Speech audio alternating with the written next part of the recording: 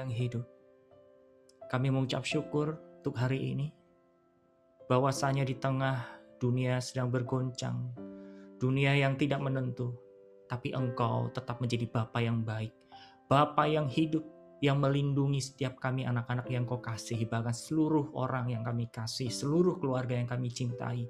Bapak, terima kasih Engkau menjadi Allah yang hidup buat kami semuanya. Terima kasih Engkau telah mencurahkan roh haus dan lapar akan firman-Mu, roh yang lapar dan haus akan cinta-Mu. Saat ini Bapa, kami mau beri hati, biarlah ini menjadi wadah, ini menjadi tempat untuk kasih-Mu, untuk kehidupan-Mu, supaya hidup dan kasih-Mu meluap-luap dan bumi ini dipenuhi kemuliaan Allah. Terima kasih Bapak untuk sore hari yang indah ini, bahwa nama-Mu dipermuliakan. Dan terima kasih untuk hadirat-Mu yang menguasai setiap kami, menguasai setiap hati dan pikiran kami, menguasai setiap tempat di mana kami berada. Kami percaya Bapak, Engkau hadir di tengah-tengah kami saat ini. Apapun keadaan kami, apapun kondisi kami, Engkau sudah hadir. Terima kasih Roh Kudus, Engkau melawat kami. Kami siap dilawat, kami siap diurapi. Biarlah Roh-Mu yang bekerja saat ini.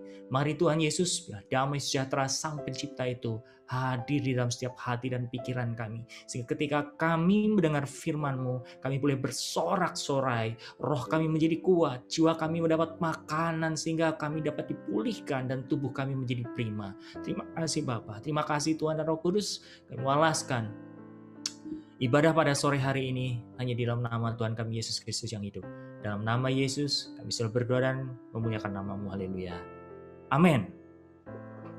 Halo, selamat sore semuanya Bapak Ibu Saudara sekalian. Berjumpa kembali di dalam webinar Revival Total Ministry bulan Juni 2021.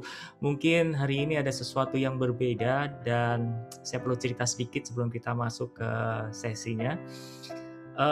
Mungkin kalau Bapak Ibu Saudara perhatikan ya, setiap kali seminar, webinar atau retnas secara online kami set satu tempat seperti itu selayaknya betul-betul kami benar-benar bukan mengejar tampilan, tapi kami mau memberi yang terbaik buat Tuhan. Kami betul-betul mau menyuguhkan seolah-olah kami benar-benar bekerja all out buat Tuhan, saudara. Tapi hari ini kalau Bapak Ibu Saudara lihat, saya di posisi yang seperti biasa, kayak kita pemuridan online ataupun Zooming seperti biasa.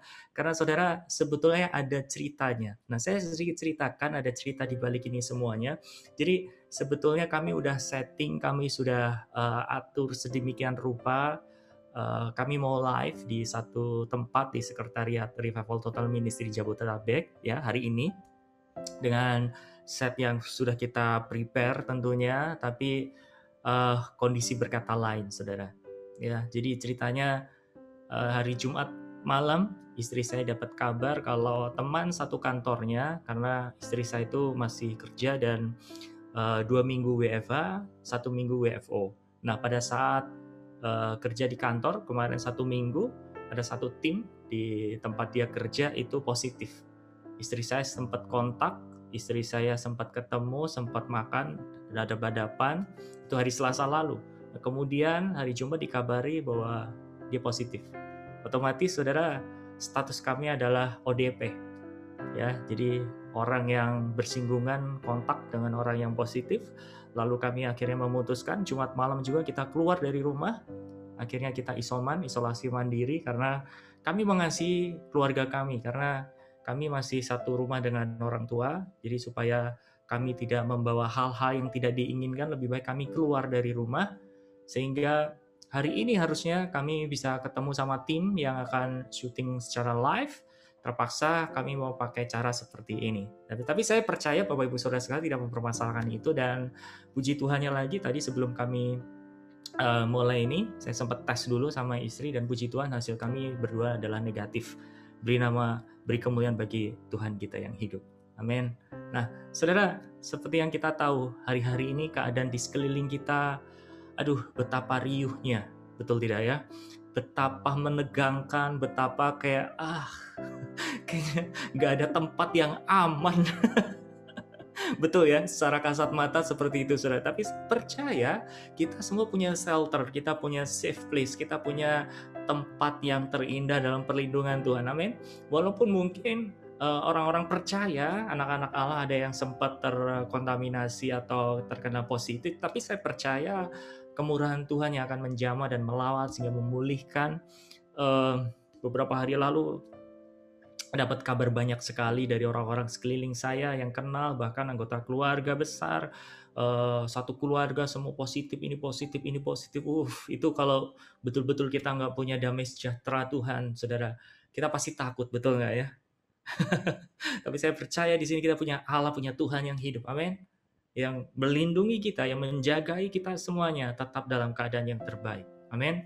Nah, saat mendapat kabar seperti itu, terus terang gitu ya, apa yang harus kita lakukan ya. Nah, disinilah antara iman dan kasih kita itu harus bersinergi ya.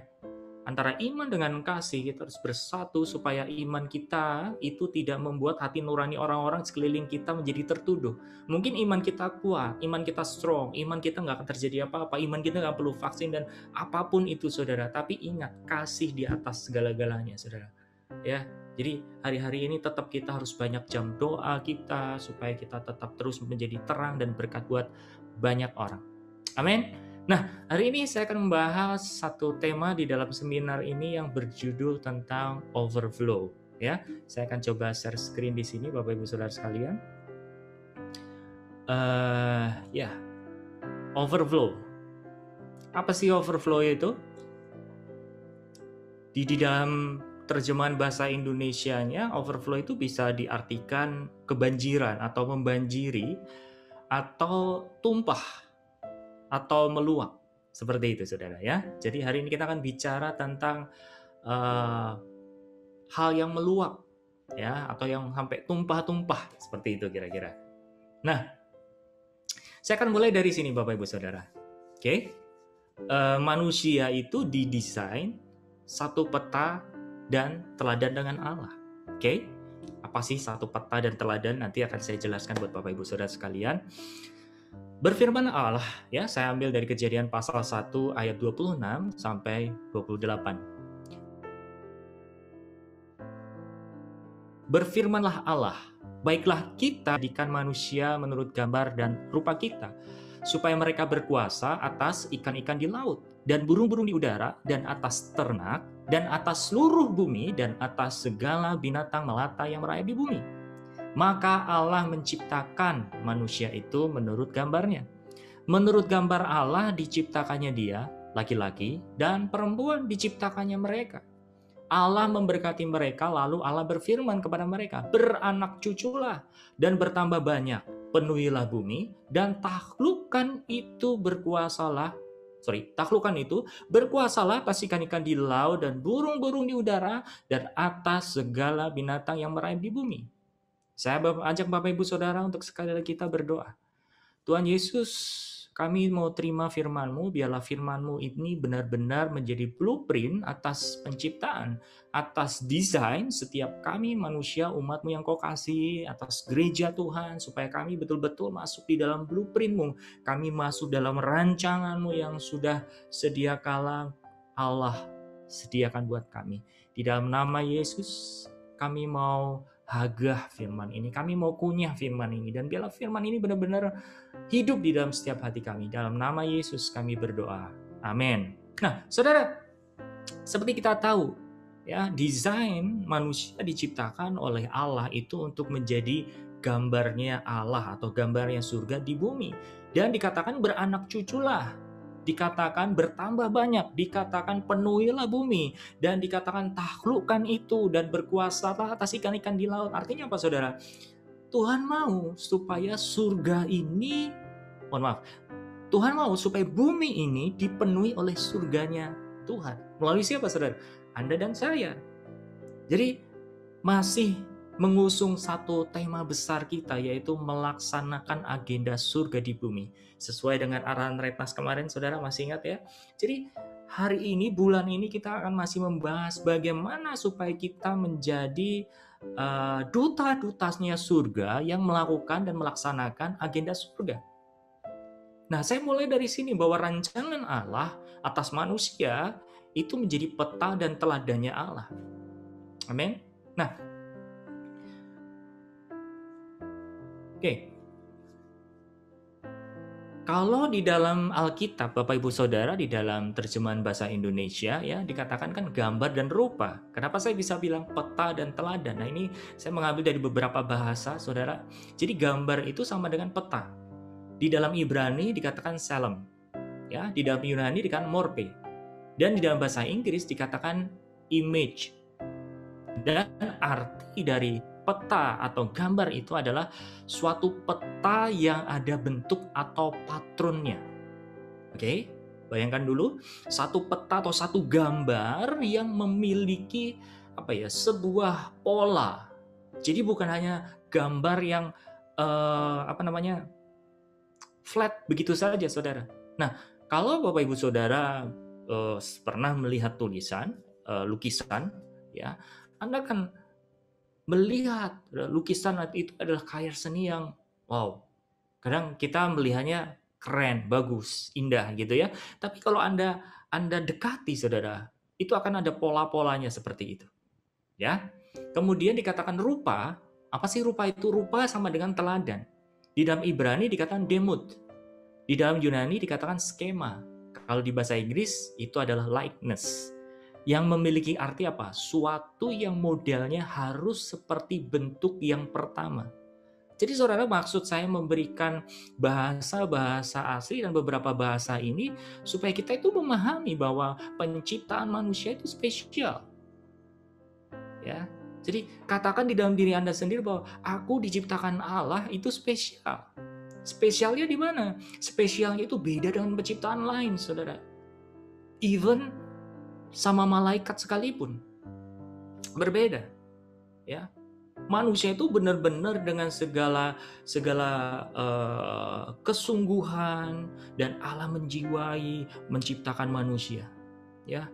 Sama halnya sebuah karya yang masterpiece. Renungkan ini dulu, saudara. Kadang kita membaca ayat ini sekedar lewat dan kita gak sadar betapa Allah itu menciptakan kita, menjadikan kita itu penuh dengan hasrat, penuh dengan kesungguhan, penuh dengan segenap hati gitu. Sama seperti kalau Bapak Ibu Saudara membuat sesuatu, pasti beda hasilnya, karyanya dengan sesuatu hal yang kayak ya udah biasa-biasa aja ya, asal bikin. Dan kalau bandingkan ketika Anda membuat sesuatu dengan hati, saudara, pasti hasilnya akan jauh lebih bernilai mana? Dengan segenap hati. Nah, demikian pula ketika Allah menjadikan manusia dan Anda dan saya. Oke? Nah, ada 4 hal keserupaan itu ya yang bisa kita maknai. Yang pertama, kita harus menjadikan Allah itu adalah sumber. Maksudnya apa menjadikan Allah sebagai sumber? Kita harus sadar Bapak Ibu Saudara bahwa segala sesuatu itu datangnya dari Allah. Datangnya dari Tuhan. Amin. Kesehatan Anda, damai sejahtera Anda, nikmat Anda yang Anda terima detik ini, hari ini, saudara, itu semua sumbernya dari siapa? Dari Allah. Oke. Nah, yang kedua, Allah adalah tujuan hidup manusia. Apa itu maksudnya Allah adalah tujuan manusia? Jadi kalau kita melakukan segala sesuatu, kita bisa melihat bahwa yang menggerakkan kita bukanlah diri kita, yang menggerakkan kita bukanlah sebuah ketakutan, yang menggerakkan kita itu bukan satu hobi, yang menggerakkan kita itu bukan satu passion begitu saja, tapi yang menggerakkan kita itu adalah siapa? Allah itu sendiri. Ya, makanya dalam firman Tuhan mengatakan apa? Lakukanlah segala sesuatu sama seperti engkau melakukannya kepada Tuhan. Oke? Nah, yang ketiga, manusia harus meneladani Allah itu sendiri. Saudara, kalau kita diciptakan punya pola, punya peta, punya teladan seperti Allah, kita juga harus meneladani polanya itu, yaitu siapa? Allah itu sendiri. Nah, yang keempat, bukan berarti manusia yang seperti Allah itu bukan berarti Allah. Tahu maksud saya? Kita memang satu peta, satu teladan dengan Allah, tapi bukan berarti kita menggantikan posisinya Allah, saudara. Apa sih maksudnya? Gini, apakah kita pernah menjadi Allah buat diri kita sendiri? Sering, saudara, sering. Contohnya apa? Kalau kita melakukan segala sesuatu tanpa didasari, tanpa didrive, tanpa didorong, karena kehendak Allah. atau kita memutuskan sesuatu tidak melibatkan Allah atau tidak melibatkan Tuhan itu sendiri. Artinya apa? Kita sedang menjadi Allah, saudara. Oke? Jadi maknai keempat poin ini, oke? Arti dari keserupaan itu, satu peta, satu teladan, ada 4 unsur, 4 hal yang harus Bapak Ibu Saudara dan saya harus hidupi. Nah, tapi saya tidak akan bicara tentang membahas tentang keserupaan ini, saudara. Ini hanya sebuah teaser di awal. Kita semua harus tahu backgroundnya bahwa ini loh, rancangan awal, blueprintnya Allah itu seperti ini. Ya, sampai hari ini kita semua masih mengerjakan nggak? Iya. Sampai hari ini apakah ini sudah berhasil 100%? Sayangnya belum, saudara. Tapi apakah Allah itu tidak memfasilitasi kita? Apakah Allah itu terus tinggal diam? Nyatanya sekarang pandemi dan ini nggak selesai-selesai. Bahkan hari-hari ini di mana-mana ada kekacauan dan lain sebagainya, saudara. Mungkin ada tempat-tempat yang mungkin di kawasan Anda yang di lockdown segala macam. Anda mulai menyadari bahwa ini kayak gini kondisinya, mungkin nggak ya terjadi? Nah, itulah yang memang sebetulnya iblis sedang buat supaya apa? Rencana Allah ini tidak terjadi, saudara. Tapi melalui rohnya, melalui anugerahnya, Tuhan kita Yesus yang mati di atas kayu salib, pasti itu terjadi. Amin. Nah, masalahnya adalah ini, saudara. Jika kita seperti Allah, jangan lupa, kita akan menerima perlawanan dari musuhnya Allah. Yaitu siapa, saudara? Iblis. Makin seseorang itu mirip, makin seseorang itu mengarahkan kepada satu tujuan ini, kita beresiko akan diserang oleh iblis. So, saya mau bilang, buat setiap gereja Tuhan hari ini yang mendengarkan, kalau Anda merasa jadi orang Kristen semakin hari ikut Tuhan itu kok kayaknya ada-ada melulu, ada-ada terus ya, kok kayaknya nggak selesai. Kenapa saya harus menanggung ini semua? Kenapa keluarga saya harus mengalami ini semua, saudara? Kenapa? Bapak, Ibu, Saudara, dan saya sedang on the way kepada tujuan Allah ini tadi, saudara. Ini yang harus kita syukuri, amin. Nah, kemudian dikatakan dalam Kejadian 3:23, ya, dan benar ketika Adam mulai dibentuk oleh Tuhan sendiri dan ditaruh di Taman Eden, ya, dia mulai dibangun hidupnya sama Tuhan. Apa yang terjadi, saudara? Iblis segera mengganggu. Akhirnya apa yang terjadi? Lalu Tuhan Allah mengusir dia. Nah, inilah dampak dari kejatuhan manusia. Allah mengusir manusia, Adam dan Hawa, keluar dari Taman Eden. Supaya apa? Ia mengusahakan tanah dari mana ia diambil. Nah, saudara, kalau kita bicara tentang overflow, kita bicara tentang kelimpahan, kita bicara tentang hal-hal yang membanjiri, ada satu hal yang harus kita persiapkan, yaitu apa? Wadah, saudara. Yaitu wadah, tempat. Ada nggak tempat yang mumpuni buat sesuatu dan dipenuhi? Amin. Jadi kalau kita mau dipenuhi, kita mau overflow, kita mau dibanjiri, harus sedia tempat dulu. Nah, masalahnya tempatnya siap atau enggak, gitu kan? Yesus pernah berkata sama murid-muridnya, oke? Kembali lagi kepada hati kita. Kalau kita nggak punya hati, ya udah, seberapa besar bejanamu, kamu akan diisi seperti itu. Kalau kita datang sama Tuhan secangkir atau setempat sewadah ini, Bapak Ibu Saudara, Tuhan akan mengisinya cuma segini. Tapi kalau kita datang sama Tuhan dengan ember yang besar, bejana yang besar, maka Allah juga akan mengisi sebesar itu. Makanya seberapa besar tempat kita, itu akan memberikan satu alasan buat Tuhan untuk mengisi hidup kita. Nah, masalahnya wadah dan tempatnya ini kadang-kadang bermasalah, saudara. Tempat dan wadahnya ini sekali lagi diganggu sama si jahat. Wadah ini bocor. Betul tidak? Nah, maka saya bicara tentang ini dulu. Perhatikan di sini, Bapak Ibu Saudara, ya. Ada 2 lingkaran, oke? Yang pertama ini surga. Surga itu bicara tentang tempat yang aman. Surga itu Allah menjadi sumbernya. Ya. Dan kita itu semua statusnya anak Allah. Tapi di sebelahnya Dunia ini menjadi terkutuk ketika Adam jatuh ke dalam dosa. Dan sebelumnya tragisnya iblis itu udah dilempar duluan sebelum Adam. Oke. Nah, sehingga dunia itu menjadi apa, saudara? Tidak aman. Dunia itu kehilangan sumber. Sehingga orang-orang atau manusia yang ada di dalam sistem dunia itu tidak lagi sebagai anak Allah yang penuh kasih, tapi anak yatim, anak yang kehilangan kasih sayang.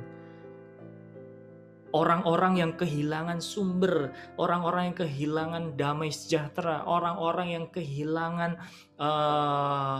perhatian. Sehingga hidupnya itu ya seperti Bapak, Ibu, Saudara, dan saya.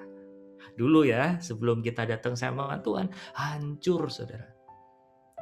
Walaupun mungkin hari-hari ini kita masuk ke dalam dunia kerohanian, hari-hari ini kita masuk ke dalam komunitas atau dalam gereja Tuhan, tapi sometimes atau kadang-kadang kita akan merasa bahwa ada sesuatu yang kosong. Betul nggak ya? Kok kadang-kadang kita merasa mentalitas kita atau emosi kita itu meledak-ledak gitu, saudara. Ada sesuatu yang aneh. Nah, kita akan bicara, sebelum kita bicara tentang pemenuhan, kelimpahan, kita akan bicara dulu tentang wadahnya ini dulu, saudara. Oke? Nah, setiap orang memiliki kekosongan dalam jiwanya. Pertanyaannya, dengan apakah kita mengisi kekosongan jiwa tersebut? Mengapa ada orang yang sepertinya sudah memiliki segalanya, tetapi tidak memuaskan kekosongan jiwanya? Coba Anda renungkan di sini, saudara. Pernah nggak sih Anda tuh pengen beli satu barang, oke? Entah itu perabot, entah itu gadget, entah itu apapun itu, saudara. Ada beberapa orang yang memilih bukan karena fungsinya, tapi karena apa, saudara? Karena brandnya. Karena branded, ya mungkin sama-sama barang itu sama, fungsinya sama, tapi kadang kita memilih yang apa? Ini deh, ini terkenal, ini lebih branded, ini lebih mentereng, ini lebih wah kalau dilihat orang dan lain sebagainya dan segalanya, saudara. Ya, apakah tidak berarti Anda nggak boleh memiliki, silahkan. Tapi gini, saya mau bicara dari sisi gini, untuk pemuasan kekosongan, saudara.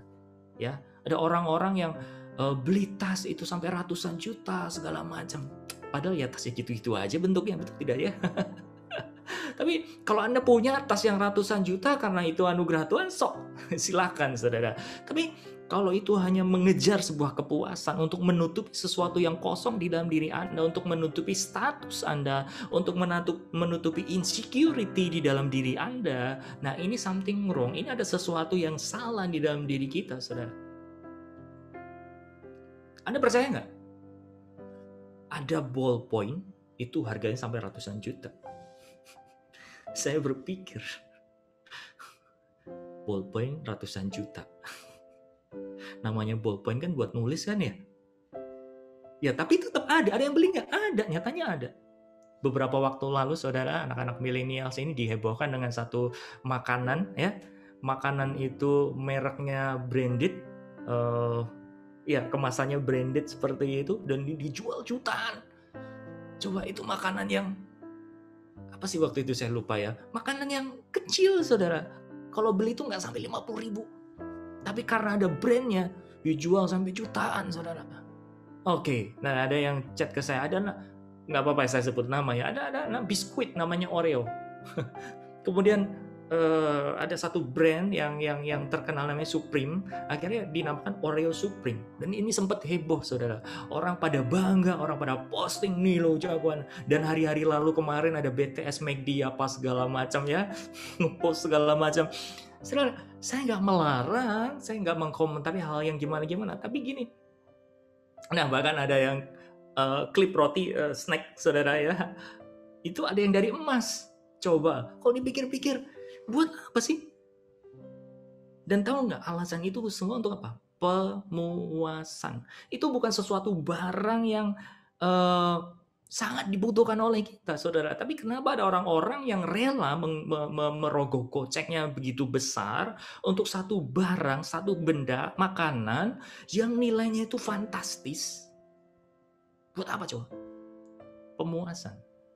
Nah, masalahnya adalah ketika kita mendapat itu semua, apakah sudah menjadi jaminan?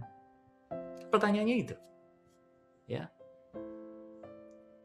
Oke, sebelum ke sini, saya masih bicara dari sini dulu ya. Jadi, saudara, saya mau mengajak Bapak Ibu Saudara supaya kita menjadi tempat atau wadah yang siap untuk diisi oleh satu bejana atau satu kehidupan, satu kasihnya Allah yang meluap-luap. Kita harus concern, harus fokus kepada wadahnya kita dulu, saudara.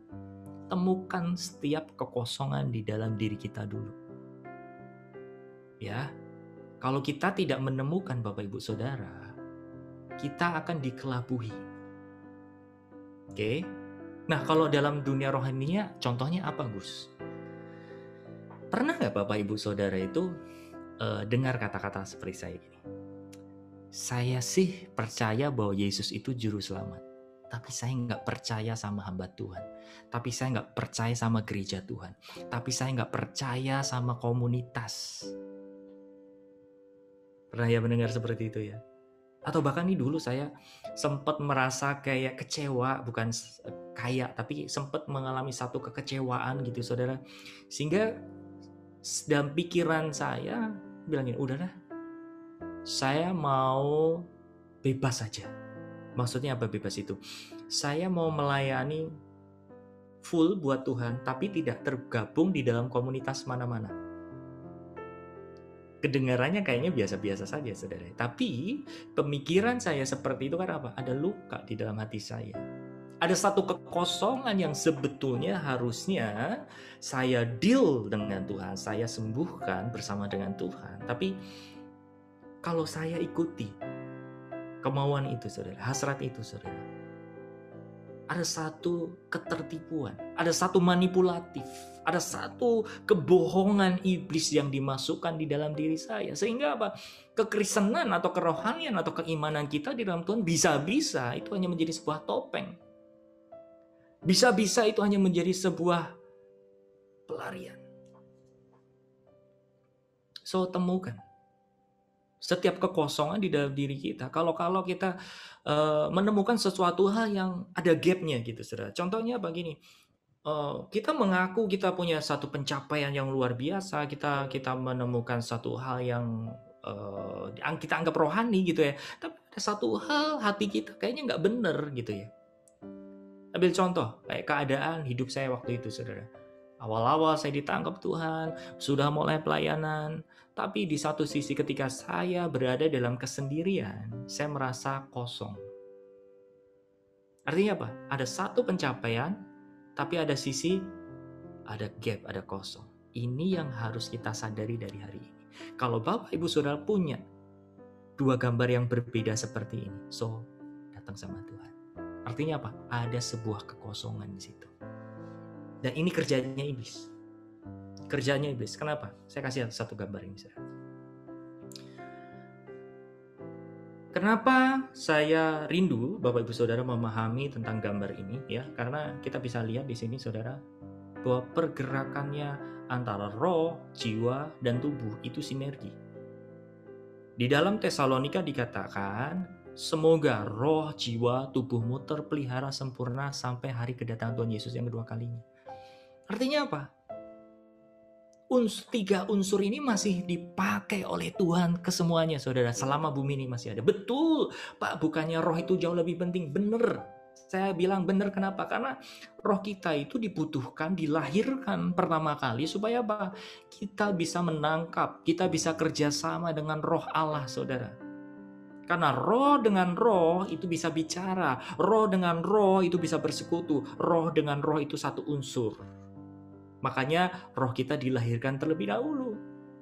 Pokoknya kalau Bapak Ibu Saudara mengikuti kelas pemuridan saya banyak membicarakan tentang kejiwaan, bukan menggali kekuatan laten jiwa, tapi lebih kepada pemulihan kejiwaan kita, mentalitas kita, saudara. Kenapa? Selama kita masih di bumi ini, Tuhan masih memakai loh. Dan kalau jiwanya nggak beres, saudara, percuma loh. Kalau misal, seandainya saya kasih gambar ini, saudara. Roh Anda sudah dilahirkan. Anda sudah bisa menangkap suara Tuhan. Oke? Tapi kalau jiwanya Anda di sini dipenuhi, pikirannya dipenuhi dengan ketakutan. Kehendaknya di sini banyak sekali kemauan-kemauan atau keinginan daging. Emosinya ini nggak stabil, nggak labil. Kemudian, apakah tubuh kita bisa melaksanakan apa yang Roh Allah sampaikan kepada roh manusia? Saya jamin 1000% nggak bisa. Why? Karena jiwa ini menjadi sebuah saluran. Kalau jiwanya beres, maka ini akan menjadi saluran yang indah dan tubuh akan melakukan dan kita bisa melihat dampaknya, saudara. Nah, kita ini kebanyakan ditipu. Udah deh, gak usah kita. Saya pernah ngalamin, saudara. Ya, saya waktu itu benar-benar fokus hanya mau kesini aja deh. Ngeroh aja dulu deh. Kalau saya ngeroh udah pasti deh, saya bisa ngerti kehendak Tuhan. Bener, bisa. Tapi tahu nggak, ada momen-momen, ada satu waktu atau kesempatan atau beberapa kesempatan ketika saya luka, saya sulit mengampuni. Ketika saya mengerjakan sesuatu, saya anggap itu berhasil, saya menjadi sombong. Saya anti kritik. Ketika orang memberikan evaluasi kepada saya, ketika orang mengkritik saya, justru saya meresponinya bukan sesuatu hal yang positif, tapi saya bilang gini, ini orang iri kali ya sama saya. Ini orang gak suka kali ya sama saya, dan seterusnya, saudara. Artinya apa? Saya memiliki mental, saya memiliki jiwa yang gak sehat. Walaupun satu sisi saya bisa menangkap suara Tuhan, satu sisi saya bisa melihat penglihatan dari Tuhan, satu sisi saya boleh diizinkan mencicipi karunia roh segala macam, tapi di sisi lain kejiwaan saya ada trouble, ada masalah. Nah, ini yang iblis pakai supaya apa? Menjatuhkan setiap anak-anak Allah yang on the way kepada desainnya Allah, serupa dan segambar itu tadi, saudara. Sehingga apa? Kita nggak menjadi wadah yang dipenuhi oleh kasihnya Allah. Kita nggak menjadi wadah kehidupannya Allah, kasihnya Allah. Kenapa ada problem di dalam kejiwaan? Oleh karena apa? Ini tadi, kita sudah terlalu banyak diisi oleh hal yang dari dunia. Saudara. Jiwa kita dibangun di sini, bukan di sini. Harusnya Adam dan Hawa itu dibangun di sini. Supaya apa? Memiliki satu kejiwaan yang aman. Tapi ketika dia jatuh ke dunia, dia menjadi tidak aman. Oke ya. Nah, jadi kenapa roh kita diperbarui dulu, dan janjinya Tuhan, aku akan memberikan roh yang baru dan hati yang baru. Karena apa, saudara? Roh kita itu tadinya mati karena pelanggaran Adam dan Hawa. Putus hubungan. Supaya nyambung lagi, kasih roh yang baru. Tapi bukan berarti, saudara, ketika Anda menerima roh yang baru, Anda sudah dibaptis, Anda sudah menerima Yesus sebagai Tuhan dan Juru Selamat. Bukan berarti selesai semuanya. PR kita adalah apa? Pemulihan di dalam kejiwaan kita, dalam pikiran, kehendak, emosi kita, supaya apa? Tubuh kita jadi sehat, tubuh kita kuat, tubuh kita menjadi tempat bait Allah. Amin. Saya hari-hari diajar banyak tentang hal ini. Ketika mulai dari sini masuk kepada kejiwaan, mulai belajar memberikan makan jiwa yang dari kebenaran, Tuhan gak berhenti, saudara. Tuhan ngajar soal masalah tubuh. Jadi secara overall, secara keseluruhan, saya mulai mengerti bahwa maksud Allah. Bahwa di dalam Tesalonika dikatakan, semoga atau kiranya roh, jiwa, tubuhmu terpelihara sempurna. Saya baru tahu. Jadi saya nggak bisa bilang cuma roh aja deh, ngeroh aja deh. Tidak cukup. Jiwa Anda kalau hari ini masih gampang luka, gampang sakit, gampang tersinggung, ada problem, ada kekosongan. Ya. Masalahnya, adakah sesuatu hal yang dapat memuaskan kita, mengisi kekosongan jiwa kita dan membuat kita tidak mencari-cari lagi? Saudara, Kalau saya mau bicara tentang kekosongan ini banyak hal. Di kelas pemuridan saya sudah nyinggung dan rasanya nggak habis-habis mau ngebahas tentang kekosongan itu. Banyak faktornya, saudara. Kekosongan karena nggak diterima, kekosongan karena nggak pernah diakui, dan seterusnya, saudara. Banyak faktornya. Ya.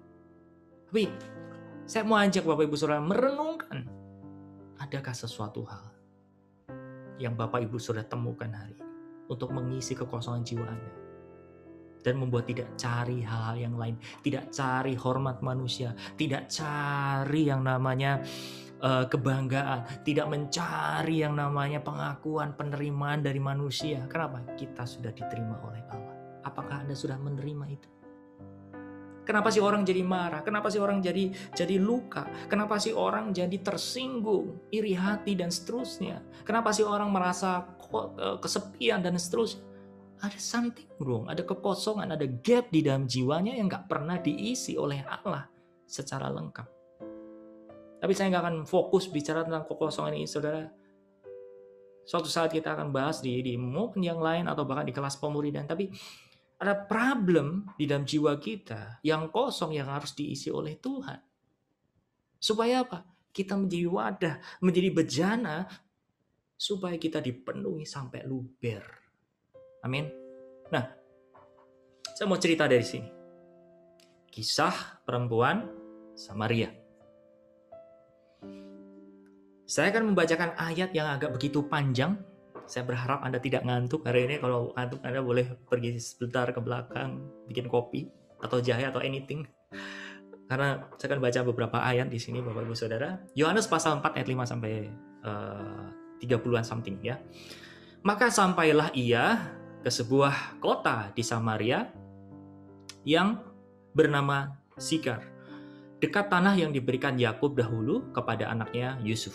Di situ terdapat sumur Yakub. Yesus sangat letih oleh perjalanan, karena itu ia duduk di pinggir sumur itu. Hari kira-kira pukul 12. Perhatikan di sini ya, hari kira-kira pukul 12. Catat dulu, saudara. Maka datanglah seorang perempuan Samaria hendak menimba air. Kata Yesus kepadanya, berilah aku minum, sebab murid-muridnya telah pergi ke kota membeli makanan.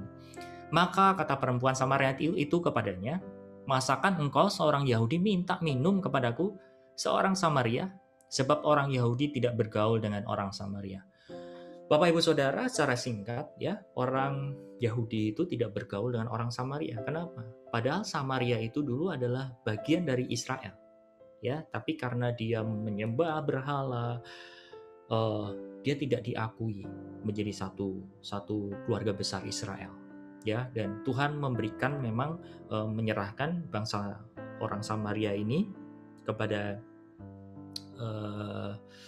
bangsa Asyera, ya, dan sejak saat itu hubungan mereka renggang, ya. Jadi orang Yahudi itu tidak mengakui orang Samaria itu juga jaga jarak sama orang Yahudi, ya, seperti itu kira-kira.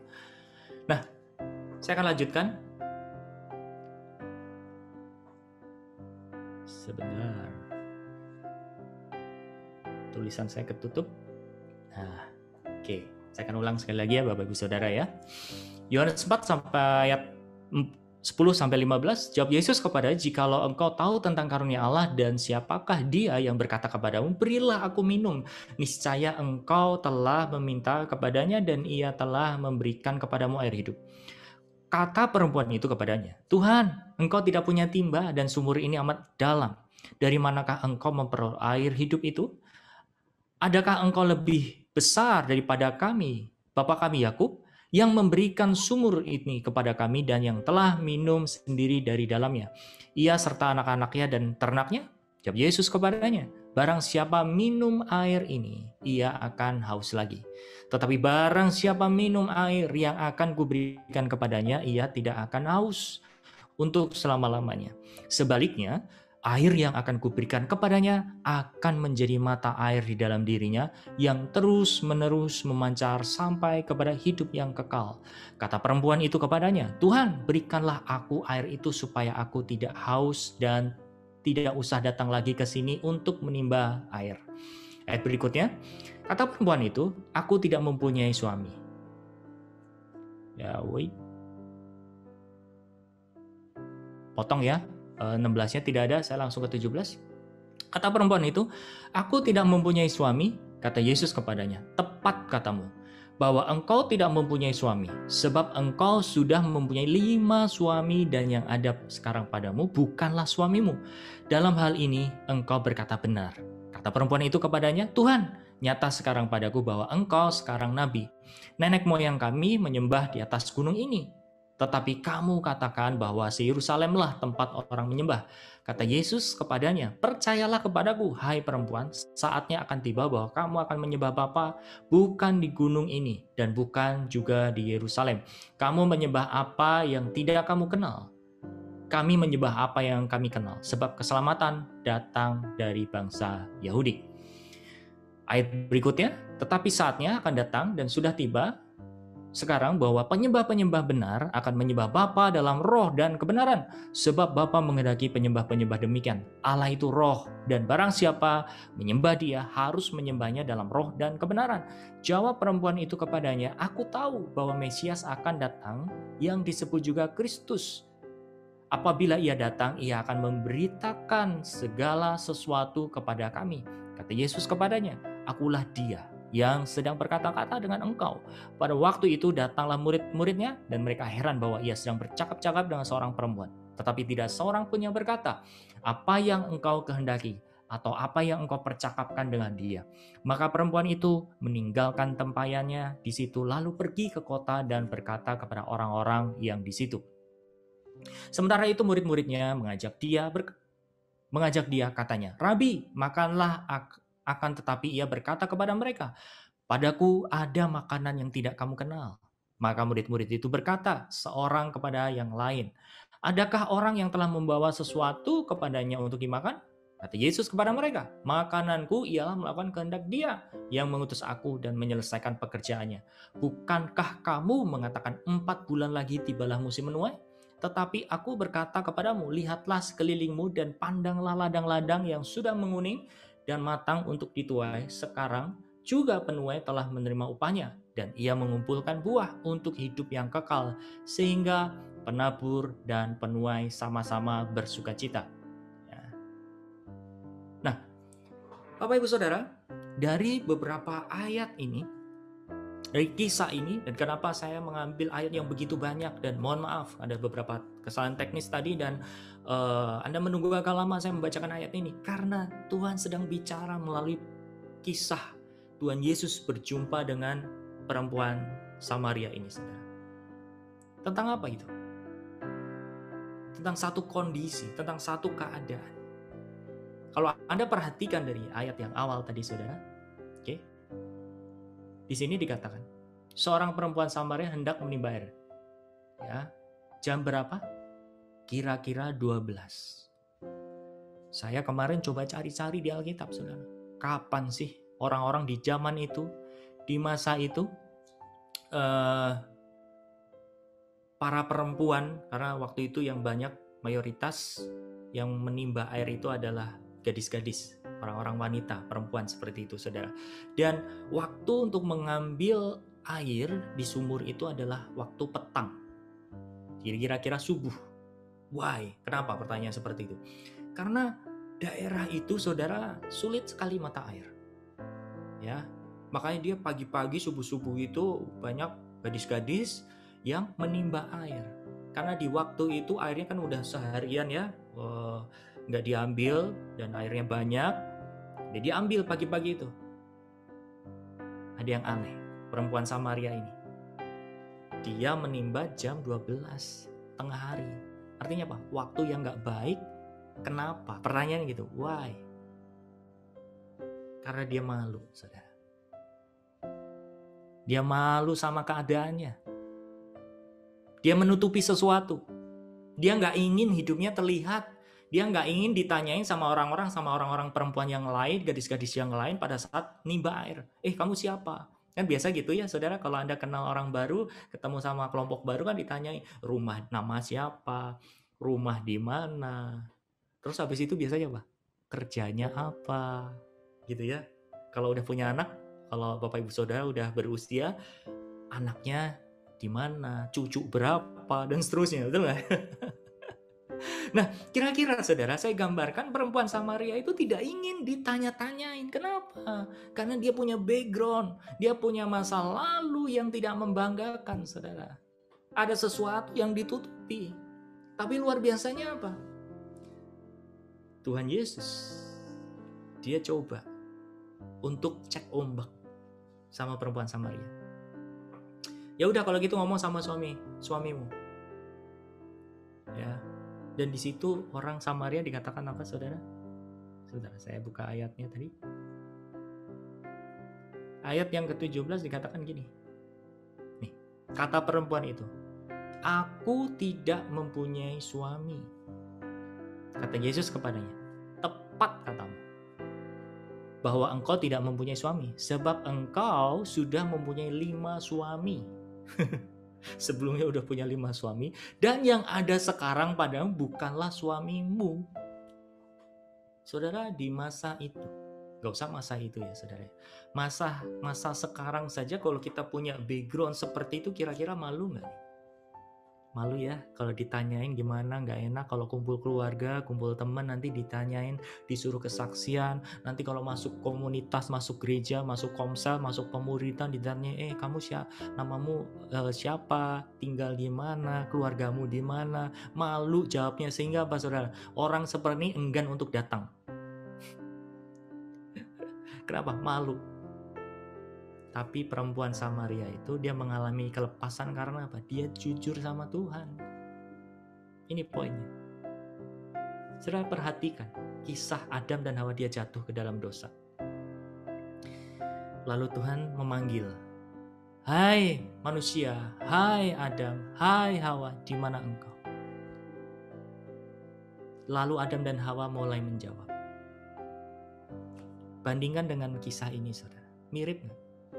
Dua-duanya sama untuk apa? Membuat atau men-trigger kita supaya kita ngomong apa adanya. Ngomong jujur. Jadi saudara, sebetulnya perempuan Samaria ini menggambarkan gereja Tuhan. Menggambarkan Anda dan saya. Walaupun secara tidak literally, tidak secara persis. Kita punya istri yang banyak, punya suami yang banyak, enggak. Tapi kita ini kejiwaannya mirip orang Samaria, saudara. Punya background, punya masa lalu yang gak bisa dibanggakan. Kita cenderung menutupi, ya, dengan dalih apa? Supaya gak ketahuan orang. Nah ini yang disebut apa? Kekosongan. Nah Tuhan datang supaya apa? Orang Samaria ini, perempuan Samaria ini dipulihkan.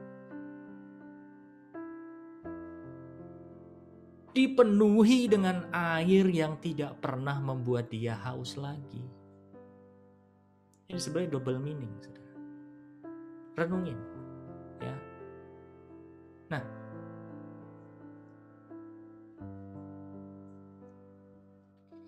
jadi supaya kita pulih dari kekosongan, atau kunci mengisi kekosongan jiwa kita itu adalah apa? Kejujuran. Kejujuran, keterbukaan di hadapan Tuhan. Sering justru masa lalu kita, saudara, luka kita, ini malah kita tutupi dalam-dalam. Padahal itu cara yang salah. Karena kita malu, kita nggak ingin itu Tuhan beresi dan lain sebagainya, dipendam. Jadi ada orang-orang yang mengalami kekosongan ini dengan berbagai cara. Cara yang pertama, dia pendam masa lalunya. Dianggap hilang aja gitu. Oke? Yang satu, ya udah, dia coba berusaha dengan caranya sendiri. Yang ketiga, datang sama Tuhan, buat jujur, dan dipulihkan masa lalunya. Sehingga dia nggak punya shadow, dia nggak punya bayang-bayang dalam kehidupannya yang membayangi. Nah, kita orang yang mana nih? Orang yang memendam itu, orang yang berusaha nutupi, atau orang yang mau datang kepada Tuhan jujur. Kejujuran ini menentukan. Jadi kalau hari ini kita nggak baik, hari ini kondisi kita lagi nggak benar, saudara, kita bisa jujur sama Tuhan. Tuhan, hatiku sedang luka. Tuhan, hatiku sedang begini. Karena apa? Tuhan mau datang, saudara, buat Bapak Ibu Saudara, buat pulihin. Dan bukan sekedar memulihkan. Dia akan menggantikan sesuatu yang Anda butuhkan dalam jiwa Anda. Dan Anda nggak nyari-nyari di tempat lain. Amin. Nah, bahayanya begini Bapak Ibu Saudara. Saya mau bilang, kalau kita nggak serius datang nih sama Tuhan untuk minta diisi, kita masuk ke dalam dunia kerohanian itu bisa-bisa hanya sebagai kedok. Mungkin karena kita di rumah ditolak, ya. Sekeluarga itu nggak cocok sama kita. Udah deh, ke pemuridan, ke komsel, ke gereja, supaya diterima. Ya. Akhirnya di komsel, di pemuridan, di komunitas itu mau show off.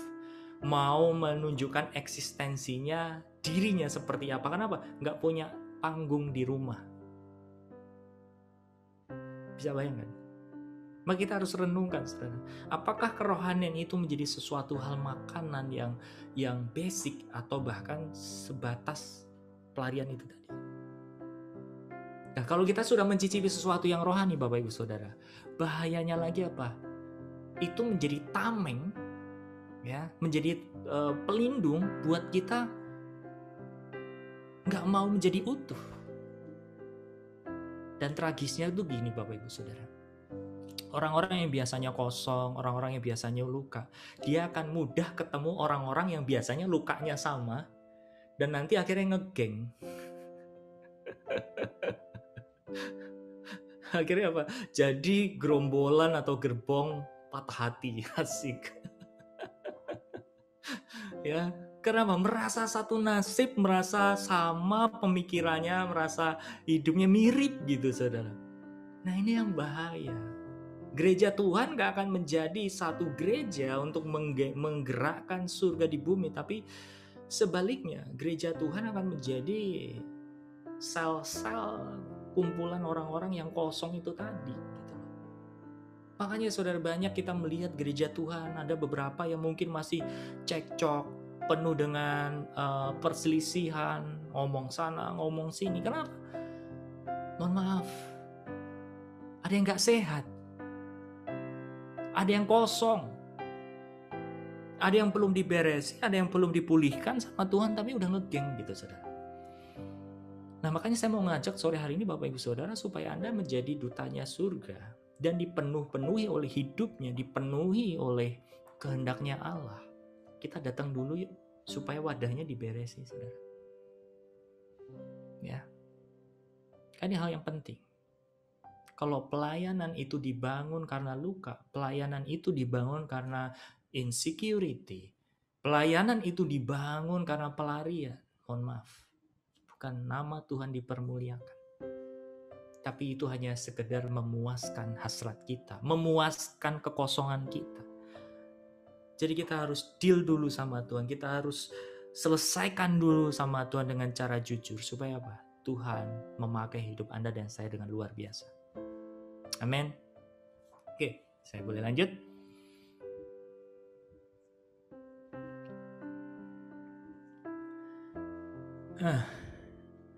Mazmur 51 ayat 19. Korban sembelihan kepada Allah ialah jiwa yang hancur. Hati yang patah dan remuk tidak akan kau pandang hina ya Allah. Jadi saudara, jangan takut datang sama Tuhan. Karena apa? Jiwa yang hancur, hati yang patah, hati yang remuk, itu nggak akan dipandang hina sama Allah. Justru apa? Itu menjadi persembahan yang harum buat Allah.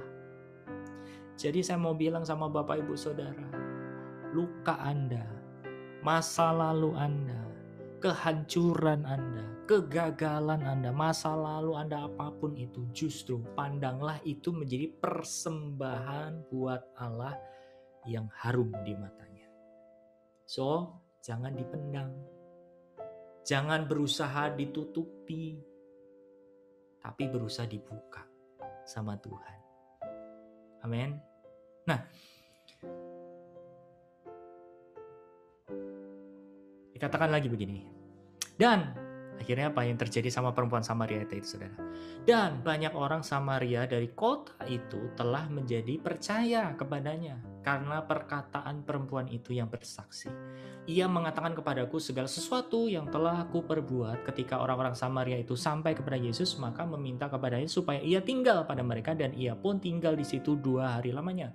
Dan lebih banyak lagi orang yang menjadi percaya karena perkataannya, dan mereka berkata kepada perempuan itu, kami percaya tetapi bukan lagi karena apa yang kau katakan, sebab kami sendiri telah mendengar dia dan kami tahu bahwa dialah benar-benar juru selamat. Nah, masih seputar cerita perempuan Samaria ini, saudara. Jadi yang pertama, Anda sudah menemukan, supaya kita pulih, supaya kita sembuh, hal yang kita harus lakukan adalah apa? Terbuka, jujur, datang sama Tuhan. Ya. Biar Tuhan pulihkan, biar supaya Tuhan pulihkan kejiwaan kita, saudara. Nah, setelah itu beres, air hidup yang mengalir di dalam hati kita karena Yesus ada di dalam diri kita, itu akan meluap-luap keluar, saudara. Sehingga apa? Perhatikan tadi saya baca ayat yang begitu panjang, saudara. Kenapa Tuhan menggerakkan itu? Karena luar biasa gini. Sering kita hanya fokus kepada perempuan Samaria yang diterima air hidup, dan orang Samaria ini dipakai Tuhan untuk penginjil. Ya, itu benar semua, saudara. Tapi sebenarnya ini menjadi satu kesatuan. Perhatikan tadi ayat-ayatnya, saudara. Nanti silahkan Anda baca lagi, ulang lagi. Dikatakan gini, dari kondisi perempuan Samaria yang dia punya background yang memalukan, sehingga dia datang untuk cari air di tengah siang bolong, supaya apa? Gak ketahuan sama orang. Tapi ketemu Tuhan, hatinya deal, hatinya beres sama Tuhan. Dan setelah beres, apa yang dilakukan oleh perempuan Samaria? Dia menjadi saksi hidup. Dia bersaksi kepada orang-orang Samaria. Dan setelah kejadian itu, apa yang dilakukan oleh Tuhan Yesus? Murid-muridnya datang, saudara. Dan berkata apa? Tuhan, kamu gak dikasih apa-apa sama dia. Kamu makan apa? Tuhan Yesus di situ bilang, makananku adalah melakukan kehendak Allah. Yesus sedang ngomong apa, saudara? Bicara tentang kehendak Allah. Salah satunya apa? Penuaian. Hari-hari ini Bapak Ibu Saudara, kita harus peka. Satu sisi dunia gak menentu, satu sisi udah ini, kalau Anda perhatikan, Anda cek di satu aplikasi, saya cek ya, peduli apa gitu ya, di tempat, di titik-titik yang saya pilih, semua zona merah, saudara, di Jakarta. Ngeri-ngeri dah tuh ya. Kayaknya gak ada tempat yang aman, saudara. Betul, tapi satu sisi Anda harus datang sama Tuhan, mempersiapkan diri supaya apa? Bapak Ibu Saudara dan saya dipersiapkan menjadi eklesia, menjadi gereja Tuhan, dan menuai banyak jiwa-jiwa. Perhatikan tadi ayatnya di sini, saudara. Ya, saya akan tunjukkan sekali lagi.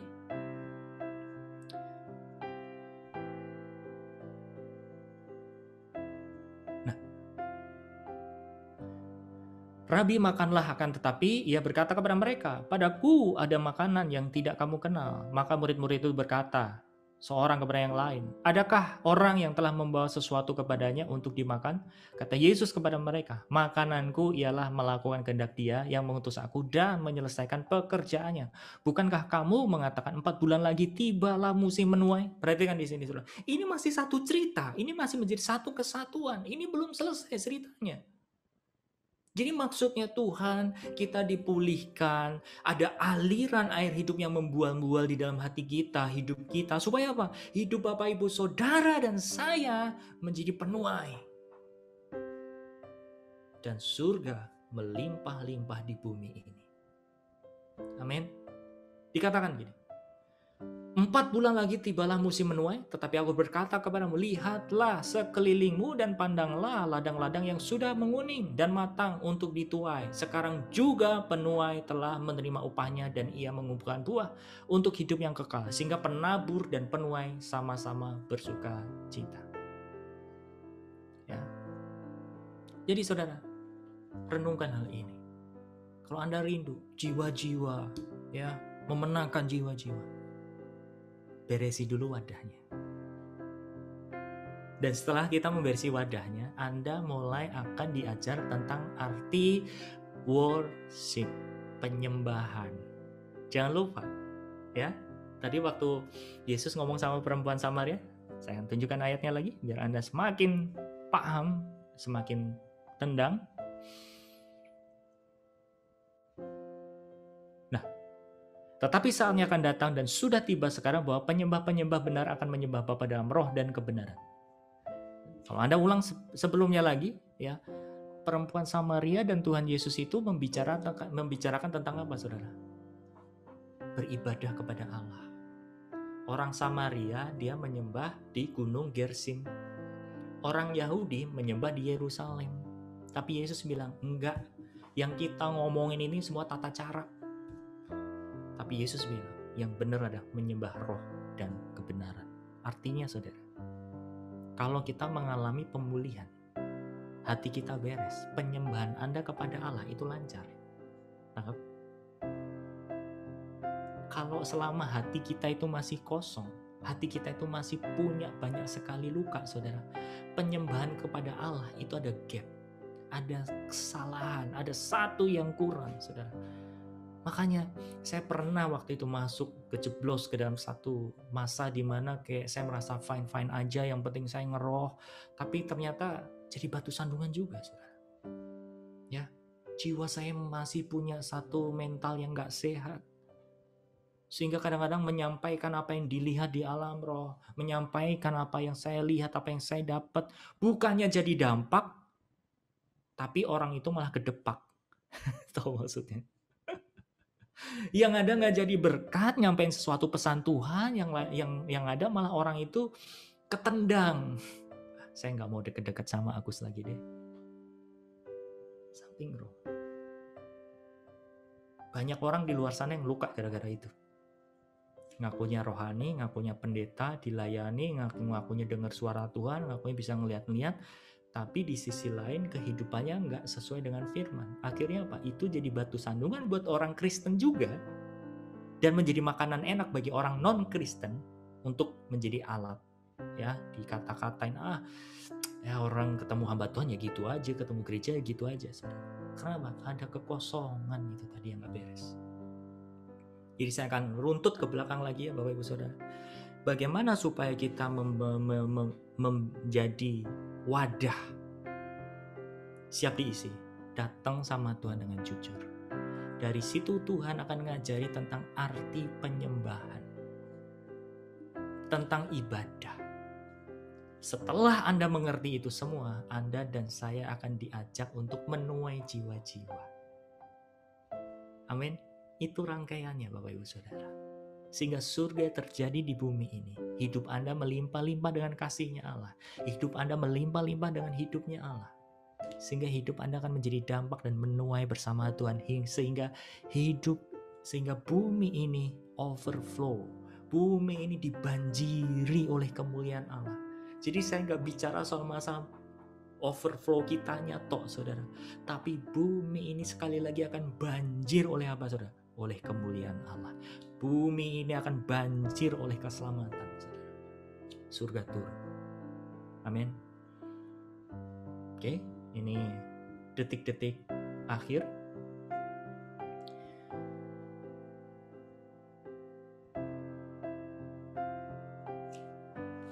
Yohanes 10 ayat 10. Pencuri datang hanya untuk mencuri dan membunuh dan membinasakan. Aku datang supaya mereka mempunyai hidup dan mempunyainya dalam segala kelimpahan. Matius 25 ayat 29 dikatakan, karena setiap orang yang mempunyai kepadanya akan diberi sehingga ia berkelimpahan. Tetapi siapa yang tidak mempunyai, apapun juga yang ada padanya akan diambil daripadanya. Jadi saudara, inilah kebenarannya. Bahwa Iblis datang ke bumi itu untuk merenggut, untuk mengambil, untuk merampas, untuk merampok segala apa yang ada pada kita. Damai sejahtera, keselamatan, dan seterusnya.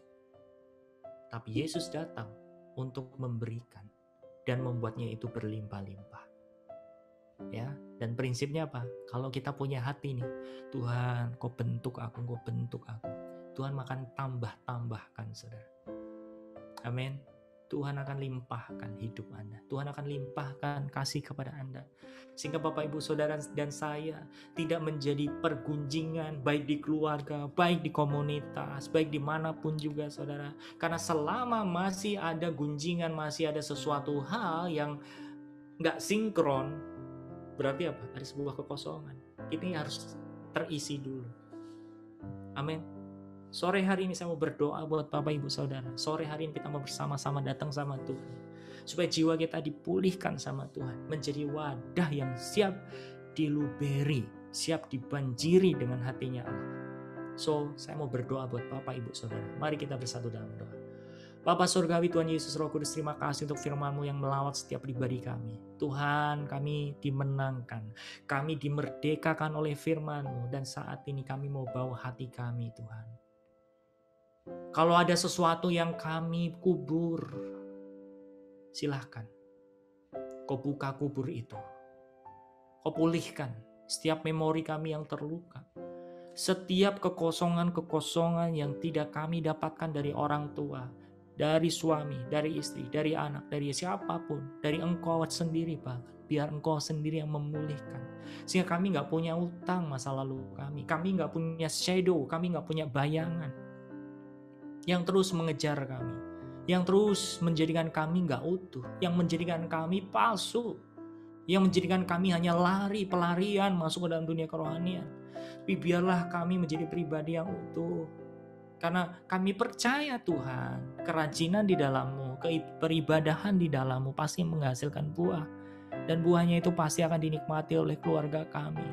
Buah kami pasti akan dinikmati oleh orang-orang sekitar kami. Kalau hari ini kami belum berbuah, kami mau datang kepadamu supaya Engkau pulihkan. Yes, Tuhan, kami berdoa. Walaupun gak saat ini Engkau melawat, Engkau menyembuhkan setiap pribadi, lepas pribadi anak-anak Allah ini. Tapi malam hari ini, saat mereka istirahat, esok hari saat mereka mulai datang kepadamu, mereka mengalami sesuatu yang besar dalam hidupnya di dalam nama Tuhan Yesus. Terima kasih Tuhan. Dan ajari kami untuk menyembah-Mu dengan benar. Dan jadikanlah kami tempat wadah-Mu untuk membanjiri bumi ini penuh dengan kemuliaan Allah. Tuhan, kami berdoa buat bangsa kami. Kami berdoa buat kota kami saat ini. Kami berdoa buat keluarga kami saat ini. Walaupun dunia gak menentu, gonjang-ganjing tentang kondisi, tentang virus COVID-19 ini, biar kami tidak tenggelam, larut di dalam ketakutan dan kekhawatirannya. Tapi kami mau menang. Berikan kami kedewasaan, berikan kami bijaksanaan, supaya kami boleh menjadi berkat. Kami berdoa Tuhan, buat bangsa kami Indonesia. Lawat. Banjiri dengan air yang hidup. Banjiri dengan setiap gereja Tuhan dimanapun juga. Banjiri Tuhan dengan baptisan, dengan pertobatan yang begitu hebat di dalam nama Tuhan Yesus. Terima kasih Tuhan, terima kasih. Kami berdoa juga untuk setiap korban-korban, setiap penderita yang COVID-19 dipulihkan, disembuhkan dengan bilur-bilur Tuhan Yesus di dalam nama Yesus. Terima kasih Bapak Tuhan Yesus Roh Kudus, kami mengucap syukur. Kami sudah berdoa dan diberkati. Dalam nama Yesus, haleluya. Amin.